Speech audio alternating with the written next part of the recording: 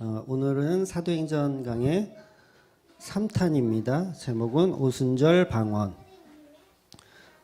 사도행전 2장 1절에서 12절까지 보도록 하겠습니다. 2장 1절에서 13절까지 보도록 할게요. 시작.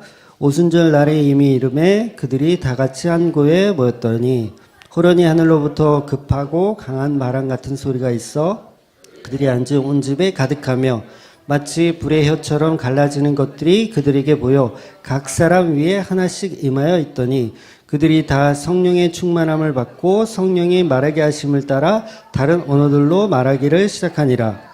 그때 경건한 유대인들이 천하 각국으로부터 와서 예루살렘에 머물러 있더니 이 소리가 나매 큰 무리가 모여 각각 자기 방언으로 제자들이 말하는 것을 듣고 소동하여 다 놀라 신기하게 여겨 이르되 보라 이 말하는 사람들이 다 갈릴리 사람 아니냐 우리가 우리 각 사람이 난 곳 방언으로 듣게 되니 이것이 어찌 됨이냐 우리는 바다인과 메대인과 엘람인과 메소포타미아 유대와 갑바도기아와 본도와 아시아 부르기아와 밤빌리아와 애국과 및 구레네에 가까운 리비아 여러 지방에 사는 사람들과 로마로부터 온 나그네 곧 유대인과 유대교에 들어온 사람들과 그레데인과 아라비아인들이라 우리가 다 우리의 각 언어로 하나님의 큰 일을 말함을 듣는도다 하고 다 놀라며 당황하여 서로 이르되 이 어찌된 일이냐 하며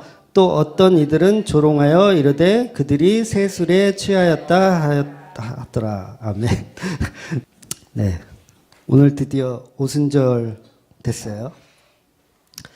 오순절 돼서 교회들이 성령을 받습니다. 네, 다 읽어오셨죠? 네.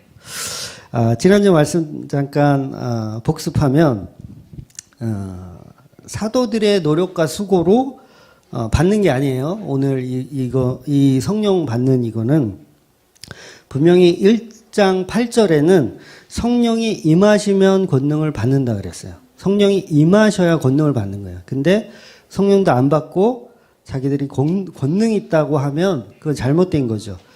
분명하게 1장 8절에는 성령이 임하면 권능을 받는다고 했지 너희가 성령을 받지도 않았는데도 권능을 받는다고 말한 게 아닙니다. 그리고 성령은 오직 하나님의 은혜로 받는 겁니다. 우리의 노력과 수고로 받는 것이 아니죠. 오직 성령이 너희에게 임하시면 그때부터 이제 권능을 받는 겁니다. 다시 말해서 성령은 하나님의 약속, 언약으로 받는 거죠. 그래서 일부러 이 저자인 누가는 1장 13절에 11명 사도의 이름을 전부 나열해요. 전부 이름을 기록하고 그리고 이 사람들의 어떤 능력 없음을 사실은 폭로하고 있는 거죠. 그러니까 12절에는 이렇게 써 있거든요. 감람원이라는 산을 언급하면서 이 산은 어떤 의미를 가지고 있다고 누가가 이야기하냐면 안식일에 가기에 알맞은 곳이다라고 얘기해요. 안식일에 가기. 그러니까 안식일에 가기에 알맞다는 것은 단순히 그냥 가깝다는 의미가 아니고 성령 받기 이전에도 이 제자들은 안식일에 관해서 생각을 하고 있던 거죠. 사실 제자들은 안식일하고는 자유해야 되죠. 예수님이 십자가로 이제 돌아가셔도 그 십자가로 완성되었기 때문에 이제 더 이상은 안식일의 개념을 다른 개념으로 봐야 하는데 역시 제자들은 안식일에 갈 거리를 염두에 두고 있다라는 것을 누가는 이야기하고 있어요. 그러니까 예수님의 십자가로 더 이상은 이제 사실 안식일이 안 지켜도 되잖아요. 여기 계신 분도 안식일 지키신 분 계세요? 어저께? 토요일이 안식일이잖아요. 안식일 지키신 분 없잖아요. 그러니까 안식일뿐만 아니고 할례, 제사도 마찬가지고 전부 십자가로 완성된 모형들이잖아요. 그래서 우리는 더 이상 소나 양이나 이런 걸 가지고 와서 제사를 드리지 않아요. 그러니까 예수님의 십자가로 그것을 대신하는 거죠. 그래서 그 십자가 은혜로 이제는 인본주의적인 율법에서 자유해져야 합니다. 그래서 우리는 더 이상 예수 십자가 외의 모든 것은 그냥 모형으로 생각을 하셔야 돼요. 그래서 그 11사도가 아직도 안식일에서 관해서 염두하고 있다는 것을 폭로하고 있는 겁니다. 그리고 이 12사도, 11사도에서 이제 한 사도를 추가를 하는데 사실 이 자리는 그 11명에서 12이 채워지는 그 자리는 사실 사도 바울의 자리예요. 사도 바울이 들어가야 맞는 자리거든요. 그러니까 예수님이 사도 바울을 일부러 사도로 불렀거든요. 그러면 가룟 유다를 대신할 수 있는 사람은 바울인 거예요. 사도 바울.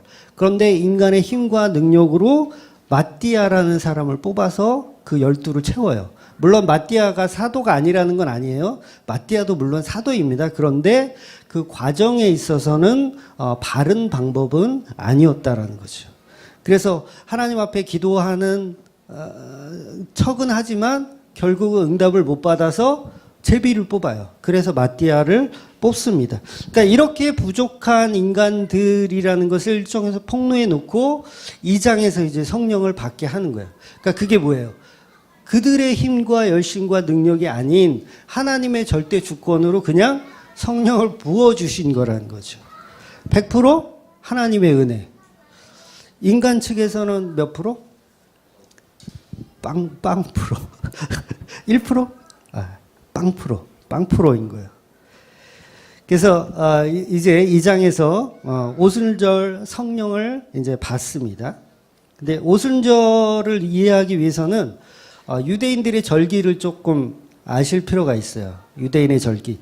6월절과 77절을 이해하실 필요가 있는데 유대인의 절기가 사실 복잡한 게 많잖아요. 막 처음 생소한 말도 있고 무슨 놈의 절기들이 이렇게 많은지 똑같은 절기를 가지고 여러 가지 이름으로 막 만들어서 부르니까 무지하게 복잡한데 예를 들어서 무슨 초막절 같은 거, 그리고 초막절, 수장절, 추수감사절 사실 다 똑같은 거거든요. 똑같은 건데 여러 이름으로 불러요. 오순절도 마찬가지예요. 오순절, 칠칠절, 뭐 맥주감사절 다 같은 말이에요.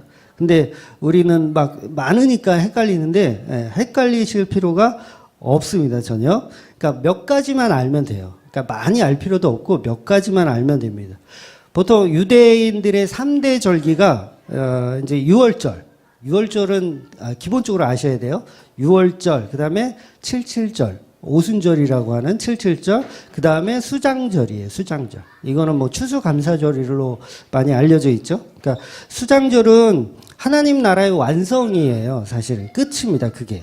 그러니까 거기까지는 오늘 모르셔도 돼요. 그러니까 오늘은 6월절과 77절, 오순절. 그러니까 6월절과 오순절 두 가지를 이제 이해하시면 되는데, 구약의 절기들이 좀 생소하고 복잡한 것 같아도, 이게 모세 때부터 일어난 절기잖아요. 그러니까 6월절이라는 게 출애굽 사건에서 어린 양을 잡아서, 문에, 그 피를 발랐던 그 사건을 가지고, 이야기하는 거예요. 그러니까 굉장히 오래된 절기입니다. 그래서 이 절기 때문에 사실 신학자들 사이에서도 많이 이렇게 논쟁이 좀 있어요.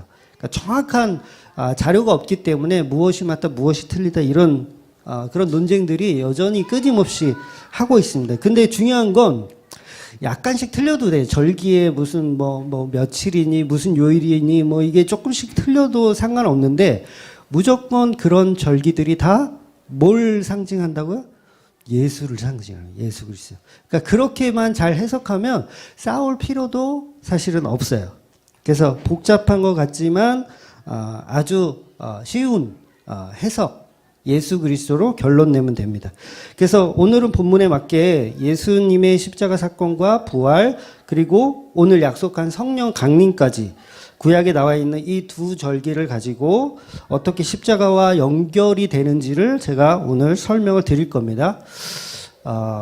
네, 빨리 가도록 하겠습니다. 먼저 6월절은 우리가 다 알죠? 6월절. 방금 말씀드린 대로 출애굽기 때 이제 6월했다. 그래서 한자로 6월했다. 그래서 하나님의 생명이 넘어섰다. 죽음이 이제 건너뛰었다. 뭐 그런 의미로 6월이라는 것을 6월이라는 단어를 씁니다. 그래서 이 6월절에 이제 양고기를 먹잖아요. 이제 피 바르고 이제 그 고기를 이제 먹잖아요. 먹는데 그거 고기 먹고 나서 그 이후에 또 먹는 떡이 있어요. 뭐 빵, 떡 이거 다 뭐 같은 말이니까 제가 혼용해서 써도 그냥 하나로 이해하세요. 그러니까 누룩이 없는 빵을 먹어요. 누룩이 없는 빵. 그러니까 이거를 무교병이라 그래요. 그러니까 누룩이 없다 그래서 무교병. 그러니까 누룩이 있는 건 뭐예요? 유교병. 유교병. 근데 누룩이 없는 빵 무교병을 먹는 그 기간이 뭐라 그래요? 무교절이라고 하는 거예요. 그러니까 무교절은 기간이에요, 기간. 하루가 아니라 그러니까 일주일이에요, 일주일. 기간인 거예요. 무교절 기간. 그러니까 이제 무교절은 6월절부터 이어지는 날이에요. 그러니까 6월절이 하루가 있으면 그 다음부터 이어지는 그 기간을 무교절 기간이라고 하는 거예요. 그래서 유대 달력이에요. 이거는 우리 한국 달력이 아니라 유대 달력으로 1월 14일을 6월절이라고 해요. 1월 14일을. 그래서 6월절. 이스라엘 달력으로.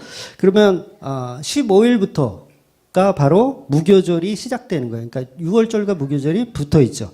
그리고 또 중요한 게 하나 있는데 그다음 또 16일. 그러니까 14는 6월절, 15는 무교절의 시작, 16일은 초실절이라고 불러요. 초실절. 그러면 이게 뭐예요? 안식 후 첫날이에요. 결국은. 그러면 예수님께서 십자가에 달리시고 죽으시고 부활하신 날이 이 절기 안에 그대로 다 있는 거예요. 그러니까 그대로 예수님께서 죽으신 거죠. 그래서 아무튼 이 무교절 기간에 무교병을 먹는데 누룩이 있냐 없냐 이게 중요한 거예요. 누룩이 있냐 없냐. 그래서 왜 그 옛날에 그 찍어 먹기 해보셨어요? 찍어 먹기? 뽑기. 뭐 이렇게 눌러가지고 그림 이렇게 막 떼가지고 그거. 찍어 먹기, 뭐 달고나 이런 거예요. 연탄불에 올려놓고서 막 해서 나중에 거기다 뭘 넣냐면 소다를 넣어요. 소다를 이렇게 딱 찍어서 소다를 넣고 막 돌리면 이게 점점 커져. 그러면 이제 그냥 먹을 사람은 그냥 먹고 판에다가 탁 쳐가지고 눌러가지고 또 해서 뽑기 하는 경우도 있고. 그게 이제 소다를 집어넣잖아요. 그러면 그 설탕 그게 굉장히 부풀어 올라요.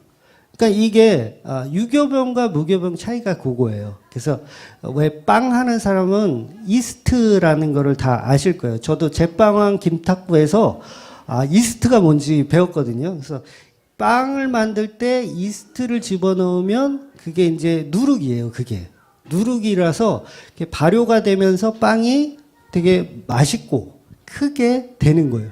그럼 보세요. 이 누룩을 넣지 않은 걸 먹으래요. 반대예요, 지금. 맛있게 먹으라는 게 아니라 더럽게 맛대가리 없이 먹어라. 이건 거예요. 무교병인 거예요. 그래서 이 누룩이 있고 없고를 하나님께서는 뭘 얘기하고 싶으냐면, 여러분이 갖고 있던 어떤 그런 인본주의적인 생각, 그 다음에 우리가 하고 싶은 발상, 막 여러 가지 그런 일들을 집어넣지 마라. 그런 얘기인 거예요. 너네가 하고 싶은 대로 하지 말고 그냥 내가 원하는 방법, 누룩을 넣지 않은 방법으로 해라. 그런 얘기인 거예요. 그래서 예수님도 바리새인들의 누룩을 조심해라. 이렇게까지 말씀하신 적이 있거든요. 그러니까 바리새인들의 누룩. 그러니까 장로의 유전, 막 그런 거. 엊그제도 어떤 분이 문자로 질문을 하셨더라고요. 자기가 회사 일이 있어서 내가 부득이하게 2달에 한 번 정도는 이렇게 주일을 성수를 못 한대요. 그러니까 그거를 가지고 이제 담임 목사님하고 상담을 했는데 뭐 교인들은 다 그러면 안 된다. 절대 주일을 어겨서는 안 된다. 그런 식으로 이제 얘기했대요. 뭐 어떤 분도 그러잖아요. 차라리 회사를 그만둬라. 그렇게 하시는 분도 계시잖아요. 그러니까 그런 게 뭐예요? 장로의 유전인 거예요. 그런 게. 그러니까 그런 누룩들을 조심해라라고 예수님께서 말씀하시는 거죠. 그러니까 인간이 만들어 놓은 장로들의 유전 같은 거를 전부 빼버리라는 거예요. 빼버리는 거예요. 집어넣지 말라는 거예요.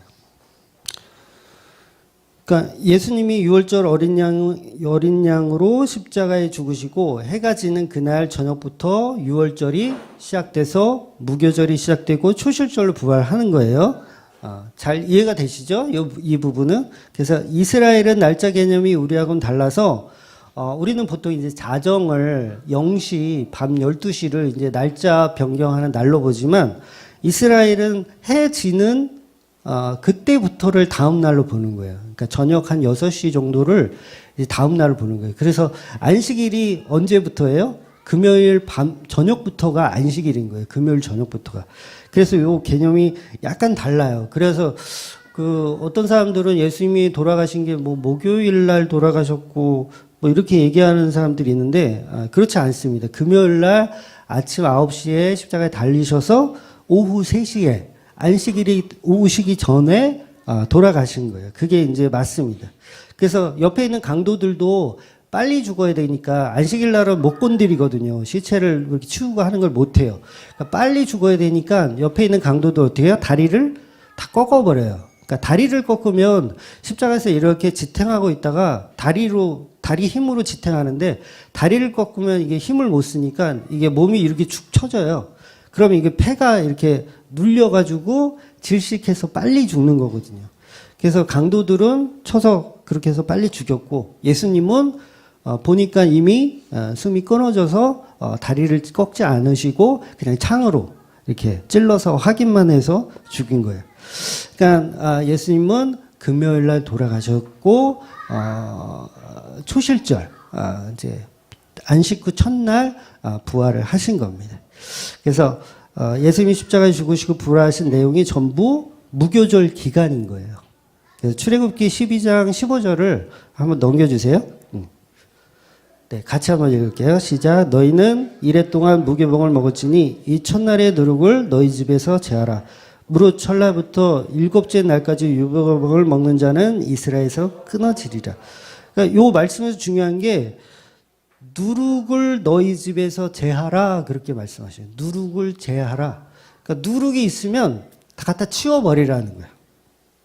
그러니까 모세 시대의 무교절 첫날에 집안에 있는 누룩들을 전부 진 밖으로 다 버려야 돼요. 그러니까 좀 전에 말씀드린 우리의 생각과 사고, 율법주의, 인본주의 전부 밖으로 버리라는 얘기예요. 그러니까 예수님의 십자가에 여러분이 생각하는 율법 전부 하나도 보태서는 안 된다는 거예요. 전부 그 절기에는 다 갖다 버리라는 거예요. 누룩을. 그러니까 예수님을 믿는다는 것은 이제 내가 만들어 놓은 어떤 내 비전, 내 야망, 내 가치 그런 것들로 살던 삶을 이제 버리고 누룩으로 여기고 그런 모든 삶을 누룩으로 여기고 온전히 오직 예수 그리스도의 십자가 은혜로 살아야 한다라는 것을 이미 구약의 시대에 설명하고 있는 거예요. 그래서 이거를 무교절 기간이라고 하는 겁니다. 그러니까 누룩이 없는 빵 맛 없잖아요. 그죠? 누룩이 있어야 맛있잖아요. 당연히 이스트가 들어간 빵이 맛있습니다. 보암직도 하고 먹음직도 해요. 많이 들어본 얘기인데 보암직도 하고 먹음직도 해요. 근데 그렇게 해서 먹지 말라는 거예요. 하나님은. 그러니까 모든 음식에는요. 적당히 이게 숙성이 돼야 맛있습니다. 그러니까 돼지고기 이렇게 도축해가지고 바로 이렇게 구워 먹으면 굉장히 신선하고 맛있을 것 같죠? 되게 맛대가리 없대요. 되게 맛대가리 없고 어느 정도 숙성을 시키고 나서 구워 먹어야 맛있습니다. 그러니까 이 냄비갈비의 비밀도 이 숙성에 있습니다. 특히나 소고기 같은 거는 이게 굉장히 중요하거든요. 이 숙성을 얼마나 잘 시키냐에 따라서 고기가 맛있고 맛없고 차이가 나요. 그러니까 맛집의 어떤 그 요리 비법은 이 숙성에 있습니다. 이 온도.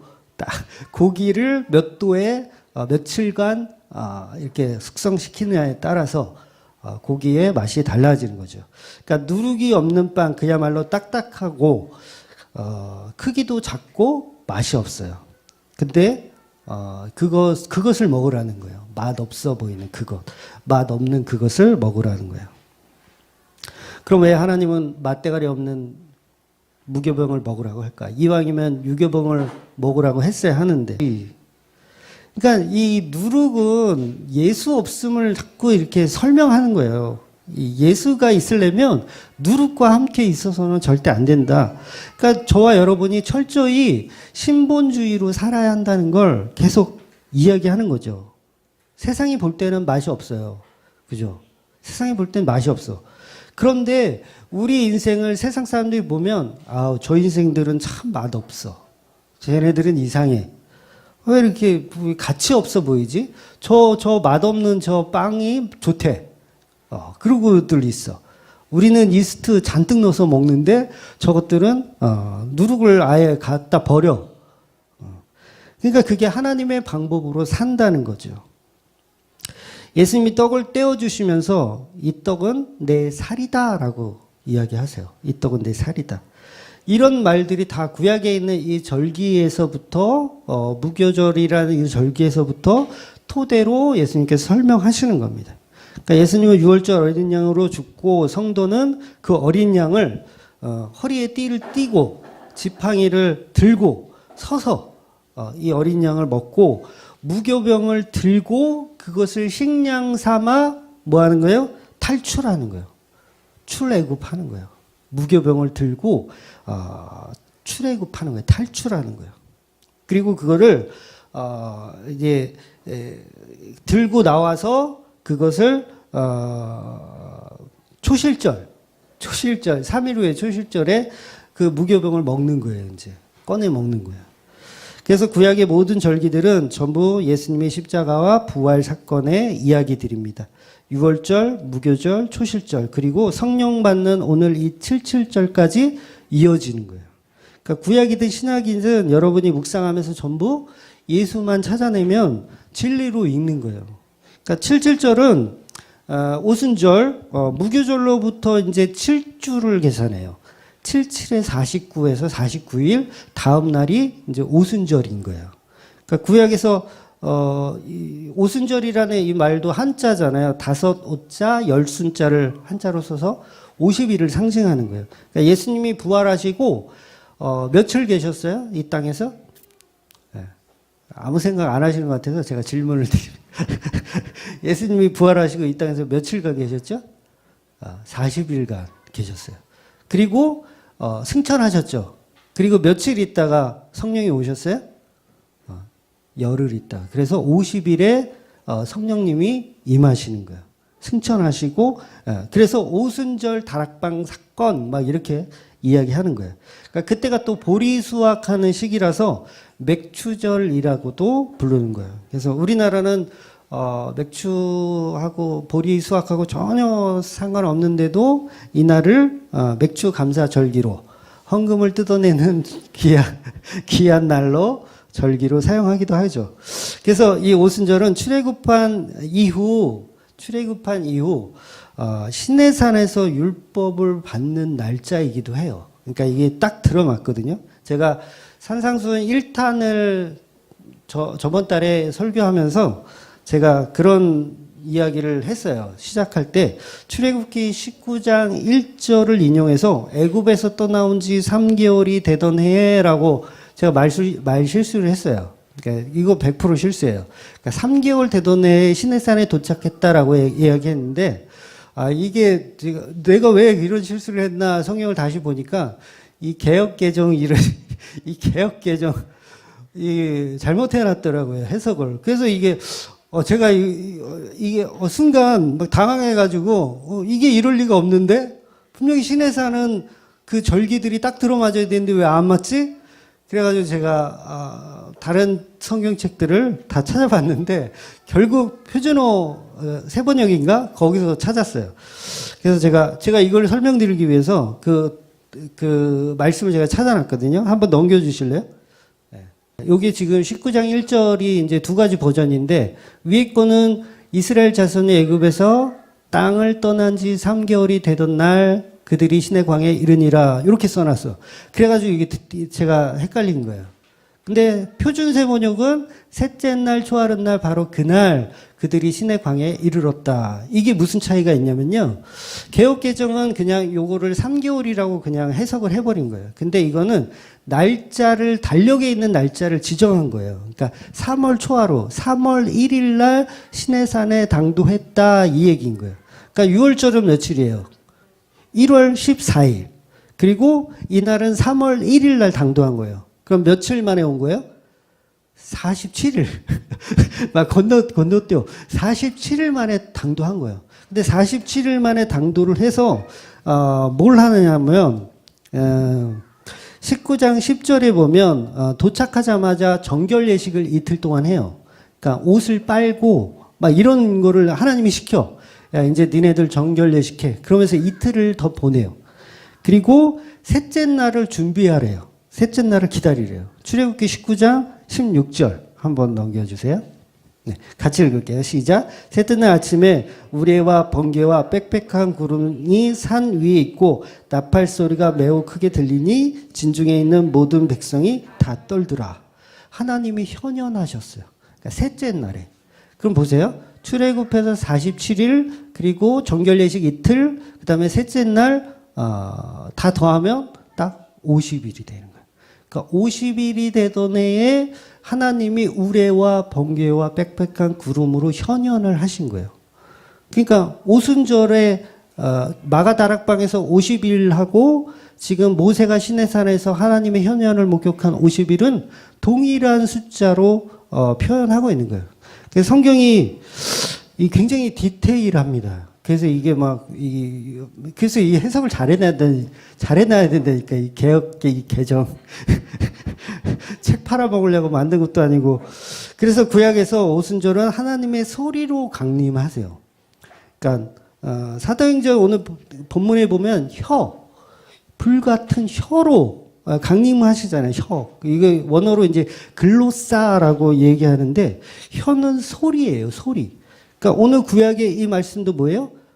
우레와 같은 번개, 소리. 우레와 같은 소리로 임하시는 거예요. 그리고 신약에서도 불의 소리, 말로 임하시는 거예요. 그러니까 정리하자면 6월절에 예수님이 죽고 무덤에서 장사를 지내요. 그게 무교절의 시작이죠. 안식 후 첫날 초실절에 예수님 부활하시고 그로부터 50일 후에 오순절에 십계명을 받은 것처럼 성령을 받는 겁니다. 그러니까 시내산에서 결국은 하나님이 현현하셔서 십계명을 받거든요. 그래서 그 사건과 일치하는 날짜를 표현하고 있는 거예요. 그래서 성경은 한 치의 오차도 없고 아주 그냥 퍼펙트하게 설명을 하고 있어요. 이거 믿을래야 안 믿을래야 안 믿을 수가 없는 거죠. 어떤 신학교 그 교수님께서 그런 얘기를 하시더라고요. 자기가 이 공부하는 게 너무 좋고 해서, 신학 교수나 한번 해봐야겠다. 그렇게 마음 먹고, 구약신학을 전공하셨어요. 석사, 박사까지 다 따시고, 전공하시면서 공부하다 보니까 이 말씀이 너무 체계적인 거야. 너무 딱딱 들어맞고, 너무 이 틈이 없더래요. 아무리 진짜 면도날 하나 들어갈 틈도 없이 너무 완벽해서 본인은 그래서 예수 믿었다고 얘기를 하더라고요. 그러니까 시내산에서 율법이 이제 떨어지죠. 십계명이 떨어져요. 그때 이제 밑에서 뭐예요? 황금소 만들고 막 지랄하잖아요. 황금소 만들고 막 지랄해요. 그때 몇 명 죽어요? 3,000명이 레위인들에게 사륙을 당해요. 3,000명이 죽습니다. 그리고 신약성의 사도행전 2장 41절에 가면 몇 명이 회개하고 돌아와요? 3,000명이 회개하고 돌아와요. 그러니까 똑같은 얘기를 성경이 지금 계속 기록하고 있는 거예요. 그러니까 3,000명이 시내산에서는 죽고 사도행전은 3,000명이 살아나고 그런 개념으로 설명하고 있는 거예요. 그래서 구약에 있던 바벨탑, 흩어졌던 하나님의 언어가 성령이 임하시니 그 언어가 회복되는 게 오늘 오순절 방언 사건인 거예요. 아주 완벽하죠. 네.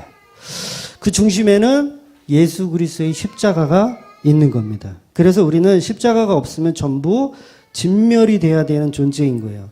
십자가 말고는 그래서 답이 없어요. 구약의 두 돌판을 모세가 깨버린단 말이에요. 깨버려요. 그 신약의 말씀에 육신되어 오신 그 예수가 십자가에 오셔서 깨져요. 죽는 거예요.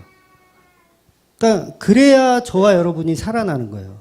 십계명이 깨져야 되고 예수님 십자가에 죽어야지 우리가 살아나는 거예요. 그래서 이 본문은 십자가 밑에 죽은 자들이 모여서 기도할 수도 없는 상태, 예수님께서 승천하셔서 망연자실 그냥 아무것도 할 수 없는 그런 상태에서 성령이 오시는 거예요. 찾아내는 거예요, 그냥. 찾아내서 너의 그 상태 가운데 그냥 찾아오시는. 그게 바로 오순절 사건인 거예요. 지금 한국교회가 우리 현재 이 마가다락방 기도, 뭐 오순절 기도를 이상하게 만들어 놨어요. 뭐 성령을 사모하면, 뭐 방언을 사모하면 받는다. 막 이런 식으로. 근데 성경은 그런 얘기가 없거든요.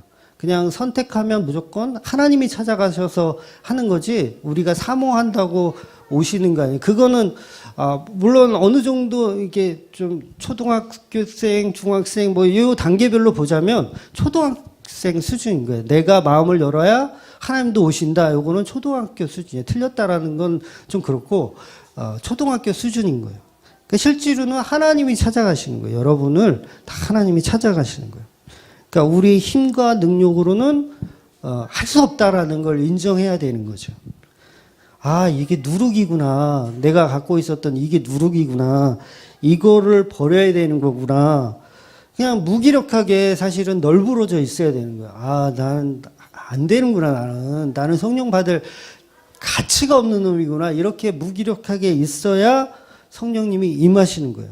그래서 우리가 모여서 자꾸 뭐를 하려고 그러잖아요. 보통 보면 뭐 WCC 뭐니 연합해가지고 뭘 하자고 하잖아요. 그러니까 뭐 사도계인이나 바리새인들도 사실 친한 관계가 아니거든요. 서로 물고 뜯고 싸우는 관계인데 예수님 죽일 때는 그렇게 서로 협력해가지고 마음을 같이하여 예수님을 죽인단 말이에요.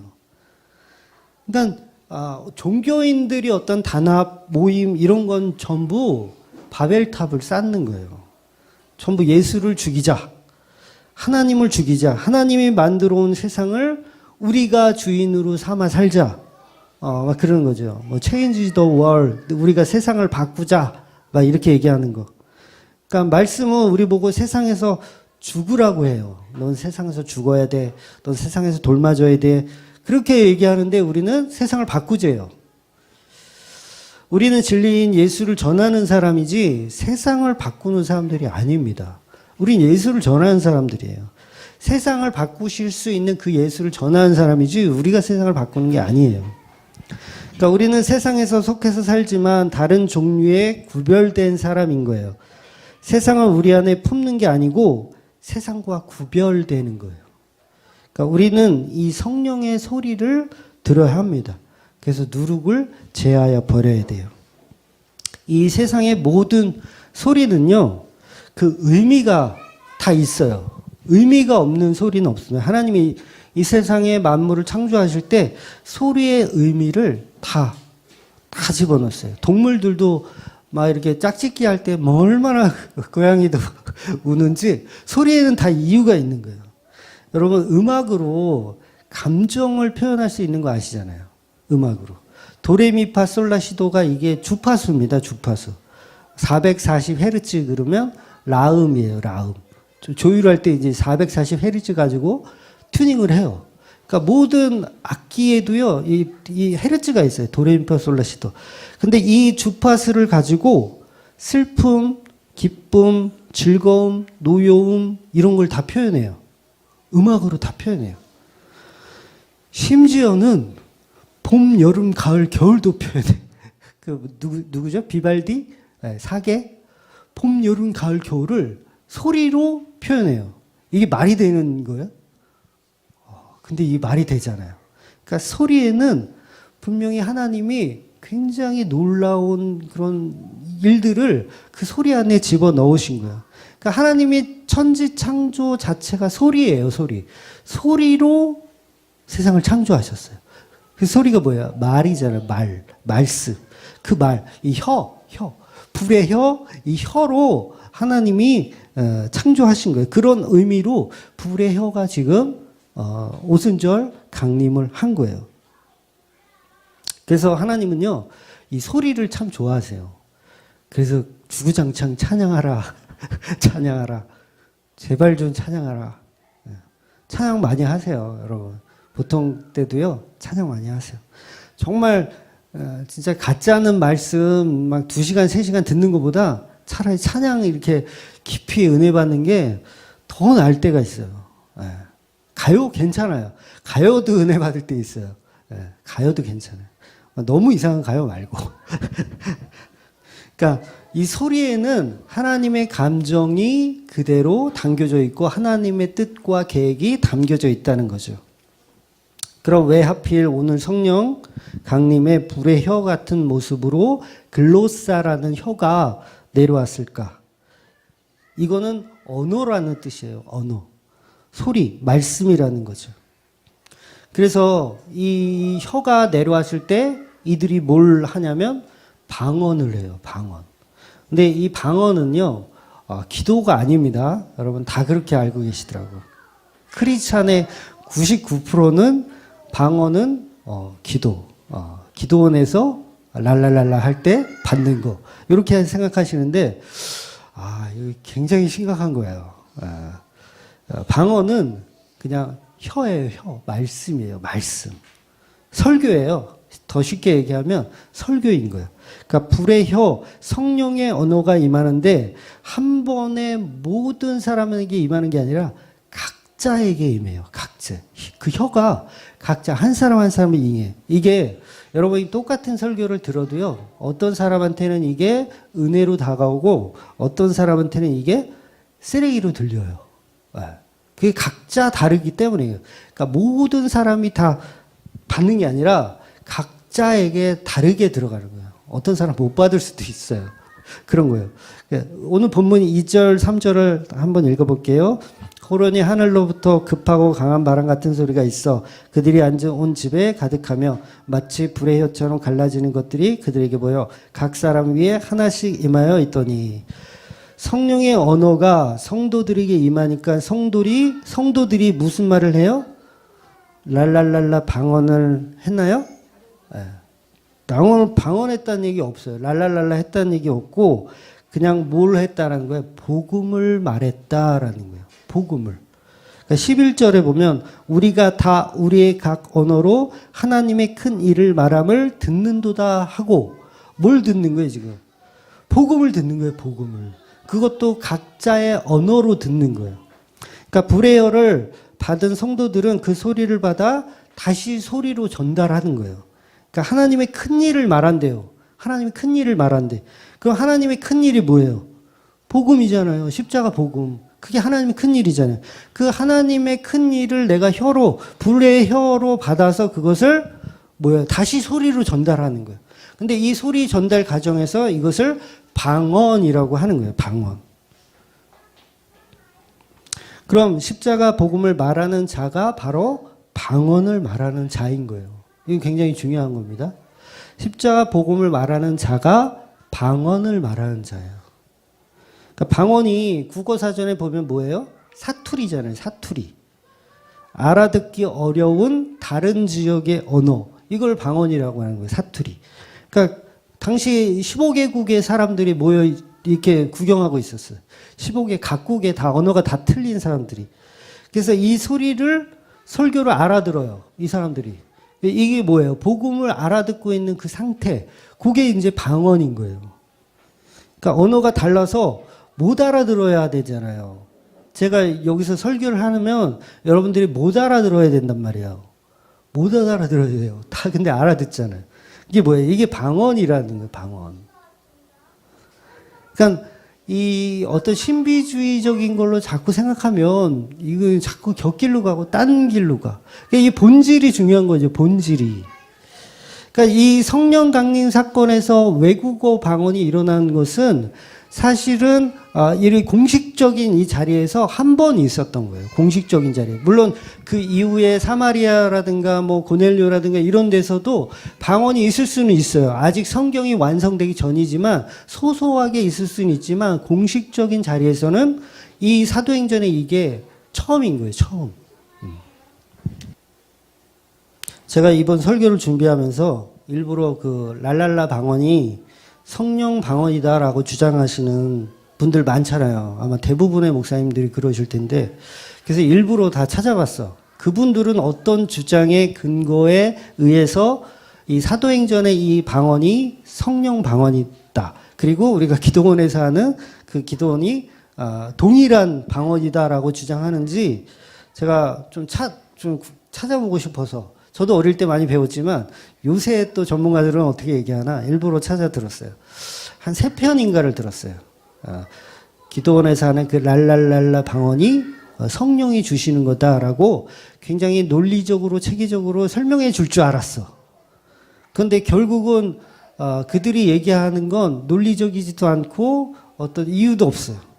결국은 그 설교 내내 예수 그리스도와 연결시켜 주는 사람이 한 명도 없었어요.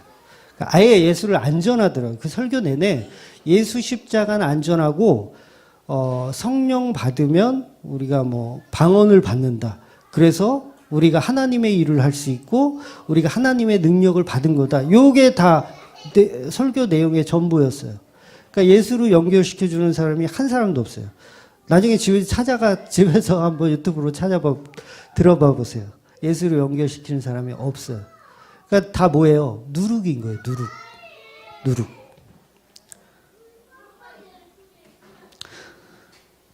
일본어를 하나도 모르는 사람한테 제가 일본어로 말하지 않고 막 영어로 막 말하면 그게 뭐예요? 쓰레기인 거예요. 쓰레기. 못 알아듣는 거예요. 쓰레기.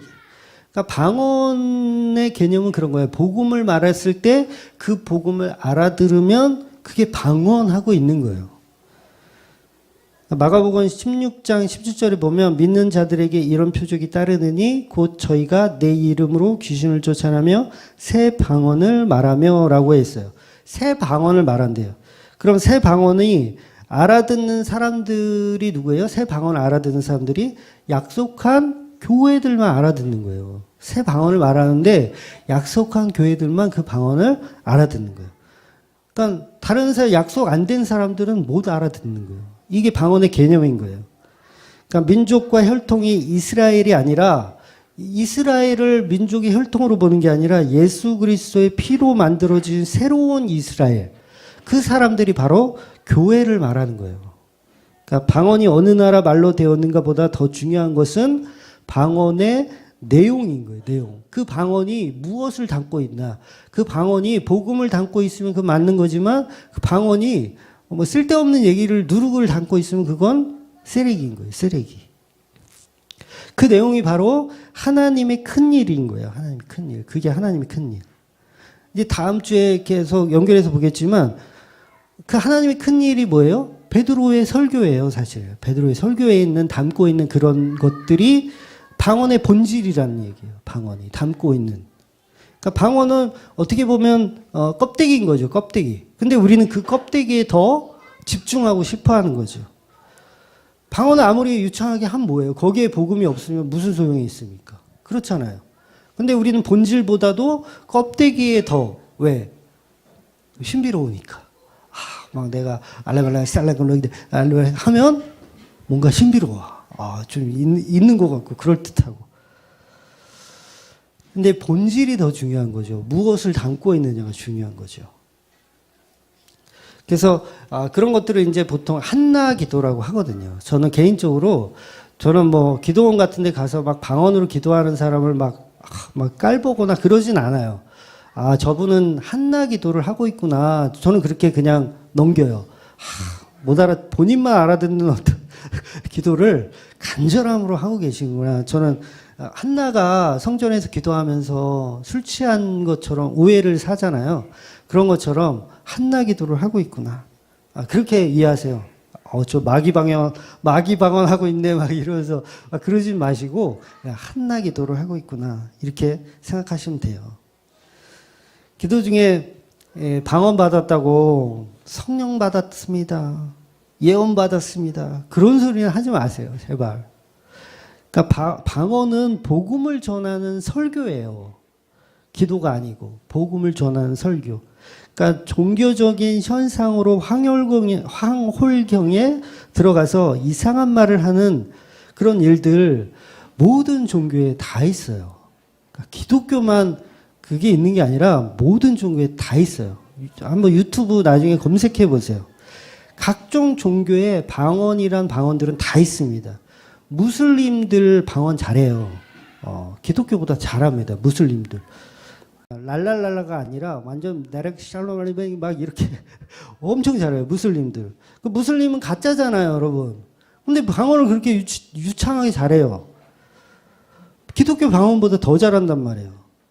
그리고 여기 금천 저쪽 새마을 쪽에 가면요. 남녀호랑개교라고 건물 큰 거 있어요. 되게 잘 지어놨더라고요. 남녀호랑개교.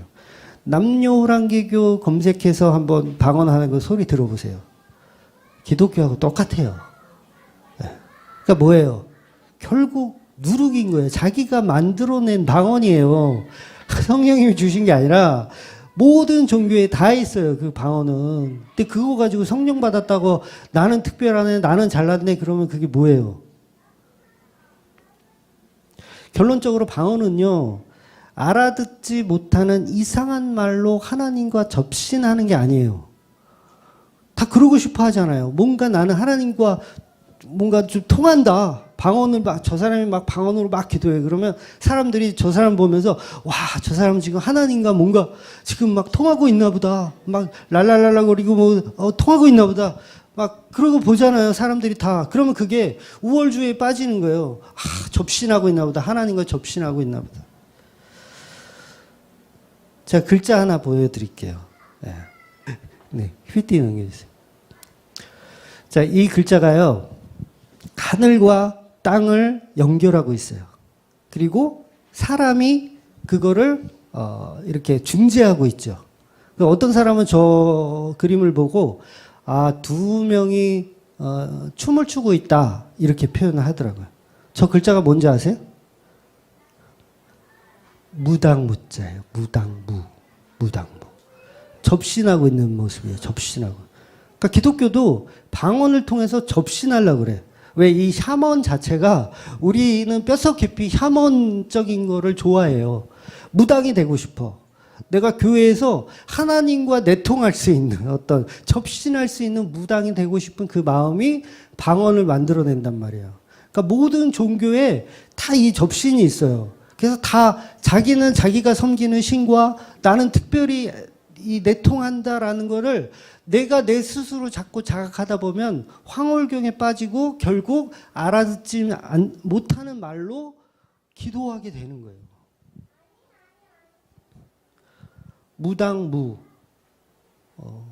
무당들이 하는 행동을 교회에서 하고 있는 겁니다. 그러니까 나는 방언 받았네, 나는 하나님 소리를 들었네, 전부 무당인 거예요. 절대 하나님은 그런 식으로 일하시지 않습니다. 아무도 못 알아듣는 그 랄랄랄로 복음 전할 수 있어요, 여러분?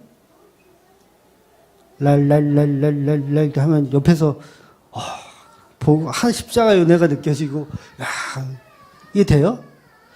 방언의 본질이 뭐예요? 복음을 전하는 거잖아요. 방언을 15개국 사람들이 방언을 듣고 예수 그리스도의 십자가를 깨닫게 되는 거. 근데 랄랄랄랄로 어떻게 십자가를 전하겠다는 거예요. 저도 옛날에 방언을 한참 할 때 오늘 애들 왜 이렇게 난리니? 저도 옛날에 방언을 한참 할 때 방언으로 기도하면 이 생각 없이 막 짓거릴 수가 있어가지고 1시간이고 2시간이고 기도를 길게 할 수 있는 도구였어요. 그냥 정신을 차리고 내가 하고 싶은 기도를 하면 한 5분에서 10분 하면 더 이상 이 레파토리가 없어. 하나님께 기도할 내용이 없어. 한 10분만 하고 나면 뭐 온 세상 다 주세요. 다 기도하고 나면 더 이상 할 게 없어. 그러면 이제 방언을 시작하는 거예요. 뭐 랄랄랄도 하고 저는 이제 특유의 하는 게 있어요. 안 한 지 오래돼서 모르겠는데 그런 게 있어요. 그럼 막 나르바라 막 이렇게 하다 보면 2시간이고 3시간이고 가요. 그러면 뭐 한 거예요? 아, 나 3시간 기도했다? 나 기도원 가서 2시간 기도했다? 내가 무아의 상태에 들어가서 하나님과 깊은 그 입신의 경지까지 들었다? 막 이러면서 스스로를 만족시키는 거죠. 그렇게 3시간, 4시간 기도해서 목이 걸걸하게 쉬면 교회 가서 할렐루야. 기도원 갔다 왔습니다. 할렐루야. 이러죠. 이게 뭐 하는 거예요, 이게 다. 이게 개수작이라는 거예요, 이걸. 이런 방언은요, 행위가 아니에요. 방언은, 오늘 본문의 방언은 행위가 아니란 말이에요. 이것들을 가지고 나의 신앙의 잣대로 삼잖아요. 나는 누구보다 믿음이 좋으며 하나님과 소통하는 방언받은 사람이다. 막 이렇게 생각하죠. 전부 무당 짓을 해놓고 본인이 이제 하나님과 특별하다고 착각하는 거죠. 방언 못하는 사람들 무시해요. 방언 잘하는 사람들이, 제가 그랬어요. 아, 쟤는 교회 나온 지 1년도 넘었는데 아직도 저희 기도를 저렇게 방언을 못하네. 그냥 기도할 때 혀를 이렇게 꽈봐. 혀를 까봐. 어떤 사람은 가르쳐 주더라고. 그 기도원에 가는데, 기도원에 예배 인도를 하는데 어떤 목사님이 그러시는 거예요. 자, 지금부터 방언할 수 있는 사람 방언으로 기도합니다. 아시겠습니까? 막 이래요. 방언할 수 있는 사람 방언으로 기도하시겠습니다. 진짜 그래요. 그러면 이제 방언으로 기도해요, 사람들이. 그게 방언입니까? 방언이 내가 하고 싶을 때 하고 안 하기 싫을 때 안 하면 그게 방언이에요? 방언은 성령님이 주셔야 하는 거라면서요. 근데 내가 하고 싶다고 막 조절해. 그걸 뭐 하는 거예요? 무당짓 하는 거예요, 무당짓. 하늘과 땅을 연결하는 거예요, 춤추면서.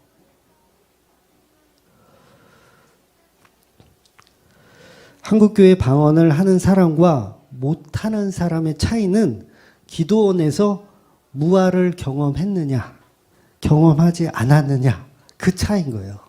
네, 아주 쉬워요.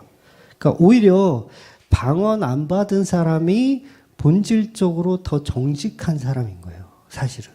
그러니까 실제로 교회 오래 다녔어도요, 나는 이상하게 방언 안 되더라 하는 분 있어요. 그분은 오히려 정직한 사람인 거예요. 아니면 방언 가르쳐주는 목사를 못 만났다든가, 혀를 입천장으로 이렇게 한번 들었다 놓으면 자동으로 달달달달, 랄랄랄랄 된다고, 그 목사님을 못 만났다든가.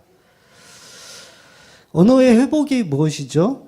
하나님 나라의 회복, 예수 그리스도의 십자가 복음 전파하는 거예요. 십자가 복음 전파 누가 하는 거예요, 그게? 성령님이 하시는 거잖아요. 그럼 우리는 전부 꼭두각시이고 도구에 불과한 거예요.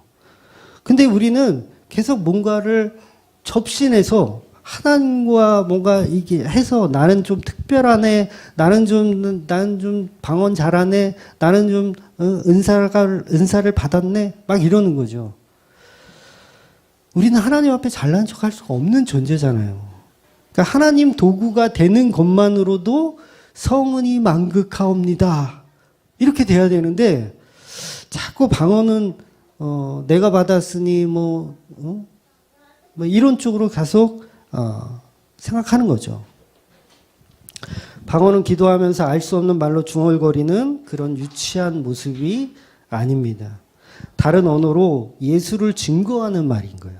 다른 언어로 예수를 증거하는 게 방언인 거예요. 그러니까 다른 문화권에 있는 사람들에게 담대하게 말할 수 있는 것.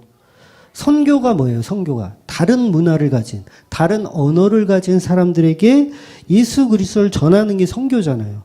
그게 방언인 거예요. 그게 진짜 방언은 그거라는 것을 오순절날 보여주시는 거예요. 그러니까 방언이란 예수라는 복음을 담은 모든 소리를 방언이라고 정의하시면 돼요. 예수를 담은 모든 소리. 그러니까 랄랄랄에 예수를 담았다. 본인이 그렇게 우기면 뭐 할 수 없지만 예수를 담았다고 하시면 그게 방언인 거예요. 근데 예수 안 담고 그냥 내가 내 기도 계속했다. 그러면 그건 방언이 아닌 거예요. 가짜 방언인 거예요. 그러니까 한나 기도하고 계신 거예요. 그래서 고린도전서 14장에 보면 방언과 예언에 대해서 바울이 설명하는데 방언이 중요하다고 얘기할까요? 예언이 더 중요하다고 얘기할까요? 방언을 아무리 잘해도 복음이 없으면 쓰레기라고 설명해요, 바울이. 그러니까 고린도전서 14장 6절 읽어볼게요. 시작. 그런즉 형제들아 내가 너희에게 나아가서 방언으로 말하고 계시나 지식이나 예언이나 가르치는 것으로 말하지 아니하면 내게 무엇이 유익하리요. 하나님의 계시의 말씀이 없으면, 예수가 없으면 그게 무슨 의미가 있냐, 쓰레기다라고 얘기하는 거예요. 방언을 얘기하는데 거기에 복음이 없으면 그건 쓰레기다라고 얘기하는 거예요. 그럼 예언이 뭐예요? 예언? 성경이 말하는 예언은 무당들이 말하는 그런 예언이 아니잖아요. 성경이 말하는 예언은 사실 기독교에서 계시는 성경밖에 없잖아요. 그러면 그 계시된 그 성경이 말하는 거는 십자가밖에 없는 거예요. 예수밖에 없는 거예요. 그 예언이 뭐예요? 예언이 결국은 십자가 말하는 거예요. 십자가 말하는 거. 동쪽으로 가라, 서쪽으로 가라. 이게 예언이 아니라 차 조심해라. 이게 예언이 아니에요. 바울이 말하는 계시는 복음의 결과로 성경으로 이해하시면 돼요. 그러니까 쉽게 설명하면 예수 천당 불신 지옥 이런 말 들어봤죠. 옛날에 많이 써먹었는데 예수 천당 불신 지옥 이게 뭐예요? 방언과 예언인 거예요.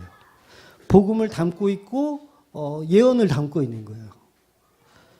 우리는 죄인입니다. 우리는 예수 믿어야 회복됩니다. 살 수 있습니다. 라는 그 혀를 가지고 각 나라 사람에게 전하는 것, 그게 방언인 거예요. 예수 믿지 않으면 우리는 죽습니다. 예수 아니면 우리는 지옥에 갈 수밖에 없습니다. 이게 예언인 거예요. 예언. 너무 쉽죠? 그러니까 무당들이 말하는 방언과 예언과 기독교의 방언과 예언은 완전히 다른 거예요. 기독교가 말하는 방언과 예언은 전부 십자가로 해결해야 되고 그 안에 있어야 돼요. 그러니까 신약 성경 중에 이 방언과 예언을 설명한 것은 고린도전서 14장이 유일해요.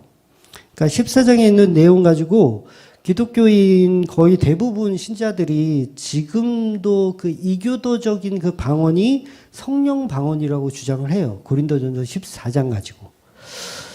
저 같은 사람을 오히려 성령 회방하는 놈이다 이렇게 얘기해요. 방언을 성령님이 주시는 방언 받아서 랄랄라 하고 있는데 그걸 가지고 가짜 방언이라고 얘기하는 당신은 성령 회방죄다 이렇게 사람들이 얘기해요. 근데 고린도전서 14장을 들어서 그들이 그렇게 얘기하는데 14장은 정반대 얘기를 하고 있어요. 그러니까 14장은 고린도 교회에 들어와 있는 무질서한 이교도적인 방언을 질책하는 내용이에요. 오히려 그거를 동조하고 그렇게 해라는 게 아니라 가짜 방언에 대한 경계까지 이교도적인 방언의 허용으로 인정 안 해요. 바울은. 그러니까 고린도 교회는 유독 방언을 강조했던 교회예요. 왜냐하면 그래서 그들은 우월주의에 빠져 있었거든요. 우리는 방언 잘하는 그런 속성을 가졌어 이러면서. 고린도 교회는 항구 도시였어요. 그래서 무역을 많이 하고요. 바울이 전도 여행할 때 이제 사도행전 계속 보면 이제 그 고린도 그 부분도 이제 제가 설명을 다시 드리겠지만 각 지역의 외국인들이 굉장히 많이 모여 있었던 지역이 고린도 교회 지역이었어요. 그러니까 당연히 외국어를 할 수 있는 사람들이 많았죠. 방언의 은사를 가진 사람들이 많이 있었어요. 그 고린도 교회 안에. 그래서 그 우월주의를 갖고 있는 그런 성도들이 있었단 말이에요. 그러니까 고린도 교회는 진짜 방언과 진짜 외국어, 방언은 외국어예요.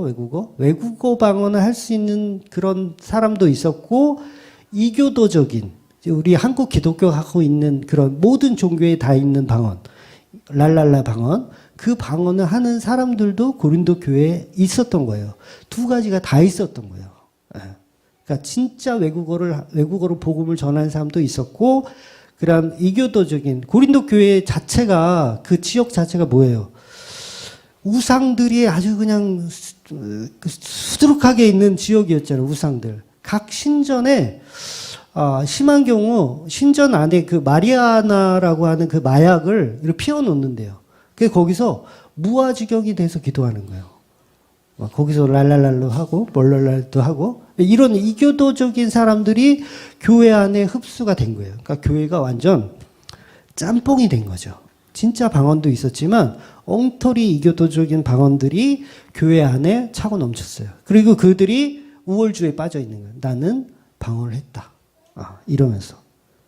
그러니까 사도 바울이 그 내용을 가지고 방언의 본질을 설명하고 있는 게 14장의 내용인 거예요. 그래서 무당 잡교들이 가득했었던 고린도 교회를 정확하게 방언이 무엇인지를 다시 설명해 주는 게 고린도 14장 얘기인 거예요. 그러니까 우리나라도 이슬람 방언하고 기독교 방언하고 남녀 호랑개교 방언하고 구분하실 수 있으신 분? 구분 못해요. 절대 못해. 저도 못하겠더라고요.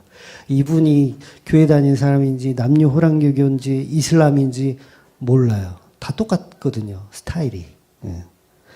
여러분 스님들도 방언하시는 거 아세요? 스님들도 방언하세요. 그러니까 보통 이제 연불 외우잖아. 마하반냐 완냐 신다 신경. 오래돼서 까먹었는데 이런 걸 하시는 분은 조금 이제 공부하신 분이고 약간 땡중들은 방언을 해요. 실제로 못 알아들으니까 방언해요. 근데 이런 이교도적인 모든 이런 방언들이 교회 안에 흡수되고 있었대요. 막 뒤섞여 있었어요. 그래서 고린도 교회에 당파 싸움도 있었고요. 하여튼 그 고린도 교회는 나중에 제가 할 말이 너무 많은 교회예요. 완전 이 잡탕 교회. 그래서 고린도전서 1장 11절을 한번 넘겨주세요. 고린도전서 1장 11절.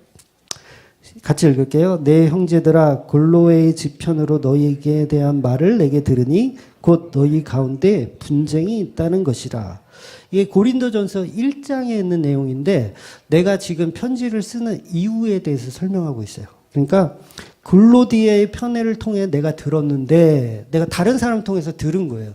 내가 들었는데 너희 고린도 교회가 지금 완전 개판이라며 너희 교회가 지금 완전 난장판이라며 그러면서 편지를 쓰는 거예요. 그러면 바울이 이 방언에 대해서 설명할 때 본인이 직접 가서 이게 가짜 방언인지 진짜 방언인지 바울은 증명해 줄 수 있어요. 즉 가면 야 너 그 이교도적인 방언이야. 무슨 그 랄랄랄로 그 방언을 하고 있어. 방언은 외국어야. 이렇게 설명해 줄 수 있지만 바울은 지금 뭐 하는 거예요? 편지를 쓰고 있어요.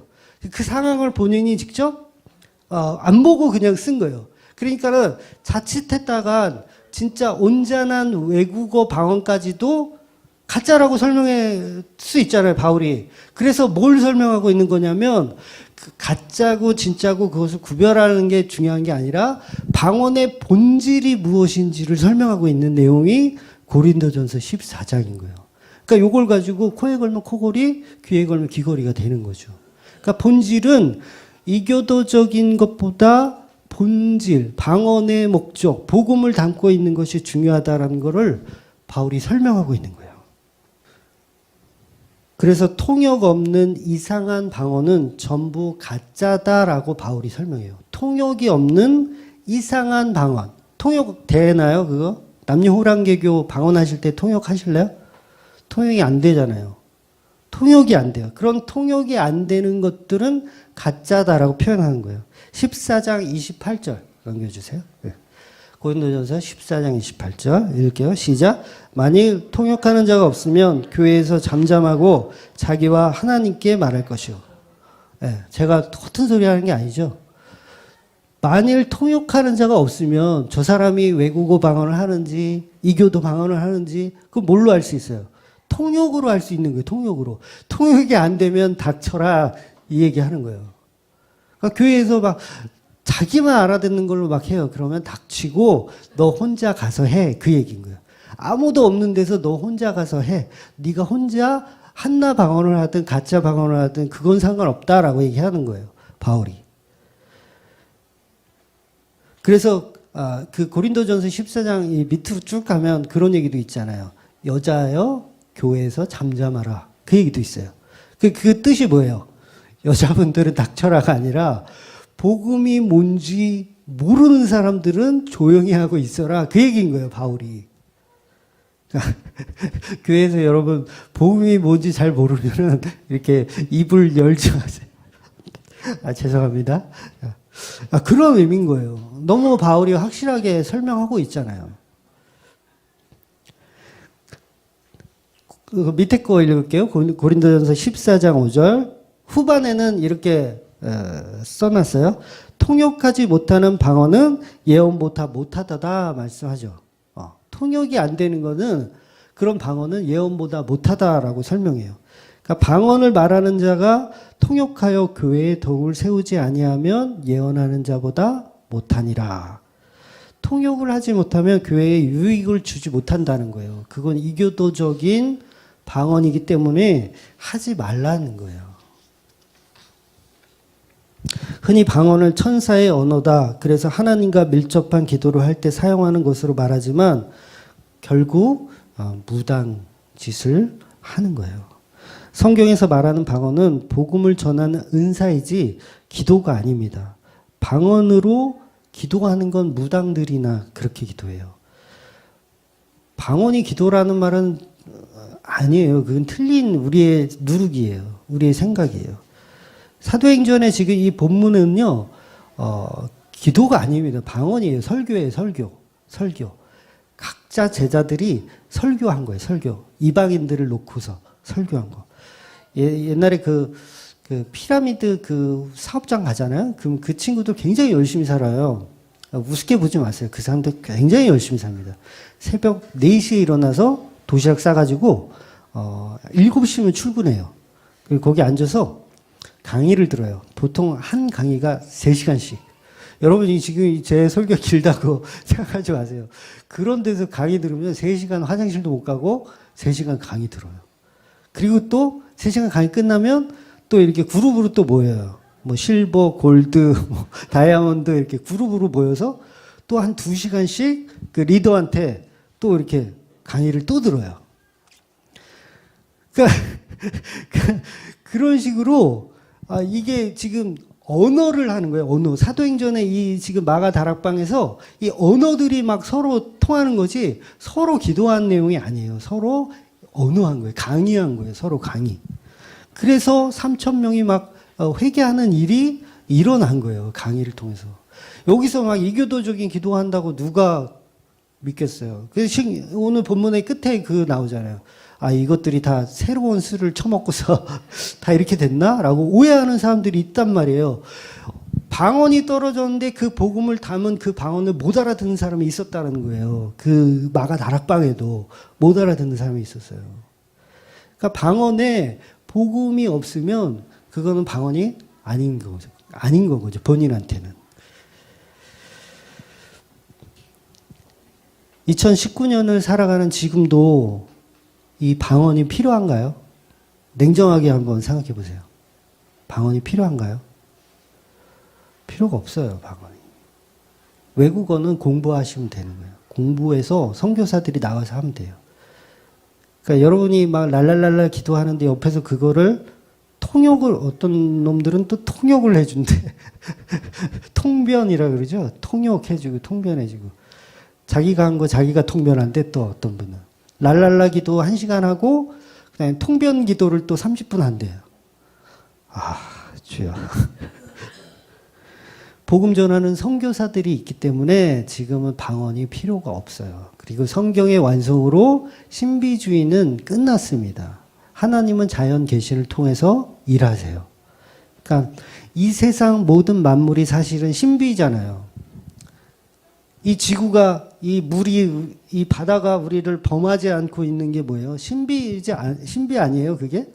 지구가 자전해요. 하루에 한 바퀴가 돌아요. 얼마나 빨라요, 이 속도가. 근데 이 바닷물이 우리를 안 덮쳐. 이런 신비가 어디 있어. 근데 우리는 신비적인 거를 계속 보면 그게 신비한 건지 모른다니까요. 그냥 그런가 보다 하지. 그러니까 신비주의를 하나님은 일부러 성경을 완성으로 더 이상 안 주세요. 끝? 아니야. 전부 자연의 계시를 통해서만 일하게끔 하세요. 그러니까 여기서 무슨 신비주의, 저기서 무슨 신비주의, 무슨 은이빨이 금이빨 됐다, 뭐 이런 거는 하나도 놀라울 일도 아니에요. 사단도 그런 일들을 해요. 사단도 얼마든지 그거 할 수 있으면 거짓 선지자들 더 잘해요. 더 잘해. 그런데 괜히 가지 마세요. 성경을 통해서만 예수를 발견하시면 돼요. 그러니까 영어, 일본어 공부해서 선교사 되세요. 차라리 방언 받으려고 기도원에서 아무리 사모해봐야 안 됩니다. 한국 교회가 이 코미디 엉터리 무담 잡교를 만들어 놨어요. 진짜 너무 소수예요. 너무 소수. 이 방언이 이게 아니다라고 얘기하는 목사들이 거의 없더라고요. 네, 너무 소수입니다. 근데 여러분이라도 바로 아시고 주위에 그런 걸 좀 복음을 제대로 전해주시는 분들 됐으면 좋겠어요. 아마 여기 계신 분들 중에서도 방언을 잘 하시는 분이 아마 있을 거예요. 저희 집사람도 방언 되게 잘하거든요. 네, 방언 되게 잘해요. 근데 그거를 뭐 그게 무슨 막이다, 넌 뭐 이런 개념으로 이해하지 마세요. 오늘 또 괜히 또 상처받으시면 안 되니까 본질이 뭔지를 일단 아시고 그거는 개인적으로 기도하실 때 그렇게 하시면 돼요. 한나방언 하듯이 그렇게 하시면 됩니다. 자꾸 통변하려고 하지 마시고 스스로가 알아요. 근데 가급적이면 정상적인 기도를 하세요. 그게 더 제대로 된 기도입니다. 전부 이상한 소리로 흉내내는 게 아니에요. 우리는 성령을 흉내내는 게 아닙니다. 언어의 혼잡이 일어났잖아요. 바벨탑에. 언어의 혼잡이 일어났어요. 그러면 그 언어가 회복되어야 되죠. 회복되는 게 뭐예요? 알아들어야 되는 거예요. 근데 방언을 하면서 아무도 못 알아들으면 그게 바벨탑의 회복입니까? 제2의 바벨탑인 거죠. 다 여기서 다 각자가 방언으로, 이게 다른 교회 가면 다 각자 방언으로 기도하잖아요. 서로 아무도 못 알아들어. 그 뭐예요? 그게 혼돈이에요. 그게 혼돈과 공허고 아직도 바벨 그 안에 갇혀 있는 거예요. 알아듣게 기도하세요. 네. 큰 소리로 하나님 이렇게 언어의 혼잡 회복, 그것이 복음의 소리입니다. 그 어떤 혼잡한 언어를 쓰던 상관없이 복음이 전해지는 게 방언입니다. 그래서 우리는 방언을 통해 뭘 담아야 돼요? 예수 그리스도를 담아야 돼요. 교회들은 방언을 말하는 자들이 아니고 예수를 말하는 자들이어야 돼요. 내가 방언 받는 거를 너무 사모할 필요도 없어. 나는 그 방언을 믿는 사람들한테도 그렇게 얘기해 주고 싶어. 방언 받을 생각하지 말고 예수를 받을 생각을 해라. 그렇게 얘기해 주고 싶어. 정말 예수 그리스도를